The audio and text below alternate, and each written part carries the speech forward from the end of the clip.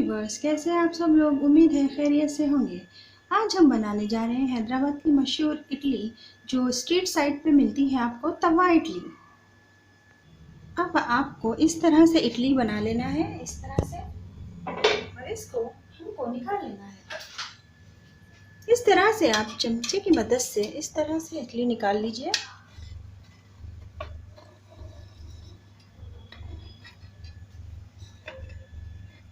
इस तरह से निकाल लीजिए आप।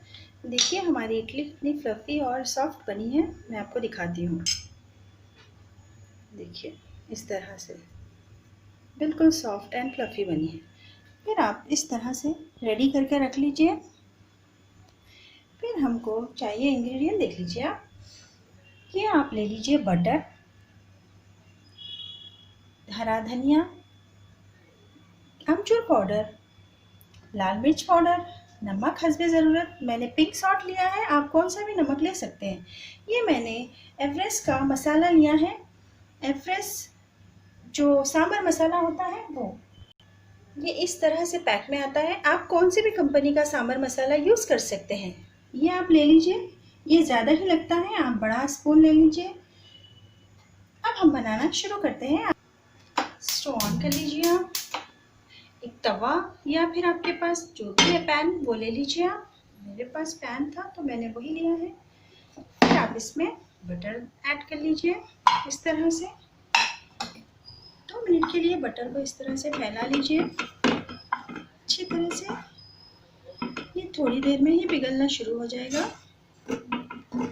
इस तरह आप चारों तरफ फैला लीजिए। फिर इसमें आप धीरे धीरे आपके जो इडलियाँ रखे थे ये ऐड करते जाइए इस तरह से। देखिए इस तरह आप इडलियों को ऐड कर लीजिए। फिर इसको थोड़ा सा टर्न कर लीजिए ताकि ये कवर हो जाए इस तरह से, इस तरह से। बटर में आपको थोड़ा टर्न कर लेना है। फिर हमने जो अमचूर पाउडर रखा था ये धीरे धीरे डालते जाइए आप इस तरह से। फिर आपको इसको टर्न कर लेना है इस तरह से। इस तरह से आप टर्न कर लेते जाइए। फिर दूसरे साइड भी ये जो बचा हुआ अमचूर पाउडर है ये डाल दीजिए आप। आप चाहें तो इसमें नींबू का रस भी डाल सकते हैं। ये हमने जो नमक रखा था ये भी डाल दीजिए आप इस तरह से।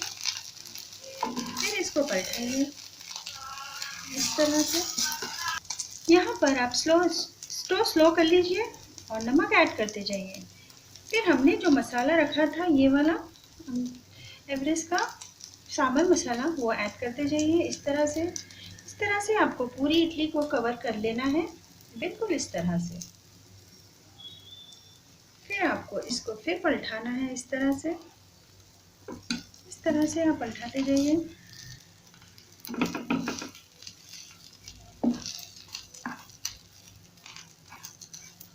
मैंने इडली थोड़ी देर पहले बनाकर रखी थी, वरना आप अगर डायरेक्ट गरम इडली डालेंगे तो ये बहुत सॉफ्ट रहेगी, टूट जाएगी। आप बनाकर आधा घंटा पहले रख लीजिए। फिर इस तरह से आप डालते जाइए इस तरह से। हमने जो रखा था ये पूरा मसाला आप डालते जाइए इस तरह से। अब इस पॉइंट पर आप लाल मिर्च पाउडर भी डाल दीजिए। हमने अभी स्टोव स्लो ही रखा है इस तरह से। फिर इसको टर्न करिए आप इस तरह से, टर्न कर लीजिए। देखिए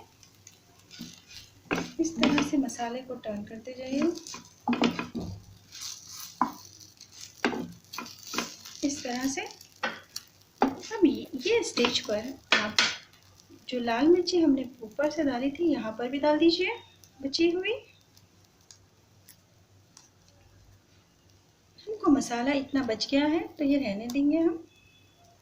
अब यहाँ पर आप इस स्टेज पर आप इस तरह से इडली को हाफ कर सकते हैं या 4 पीसेस में कर लीजिए आप, ताकि फ्लेवर अच्छी तरह से जाए। इस तरह से पीसेस कर लीजिए।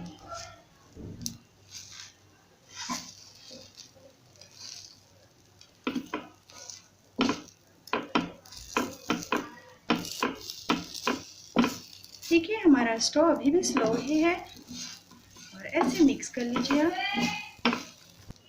देखिए आप इस तरह से मिक्स कर लीजिए अच्छी तरह से। अभी भी हमारा स्टोव स्लो पर ही है इस तरह से। अब इस पर आप जो हरा धनिया हमने रखा था ये डाल दीजिए पूरा इस तरह से।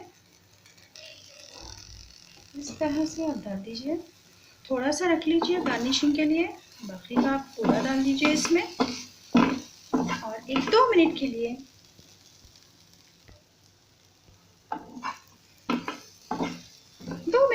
इसे पका लीजिए। देखिए इस तरह से हमारी इडली अच्छी तरह से पक चुकी है। अब आप स्टोव थोड़ा सा ऑफ कर लीजिए। अब मैं आपको सर्व कर बताती हूँ। ये हमारी तवा इडली बनकर रेडी है। जब हम एक दिन पहले इडली बनाते हैं सांभर ख़त्म हो जाता है, दूसरे दिन अगर आपके पास इडली का बैटर बचा हो तो आप इस तरह से बना सकते हैं, बच्चे भी खुशी से खा लेंगे। आप इसमें अंडे की कट करी हुई प्याज भी ऐड कर सकते हैं, स्नैक की तरह खा सकते हैं। चलिए आप भी एंजॉय करिए, बनाइए, आसान है बनाने में। अल्लाह हाफिज़।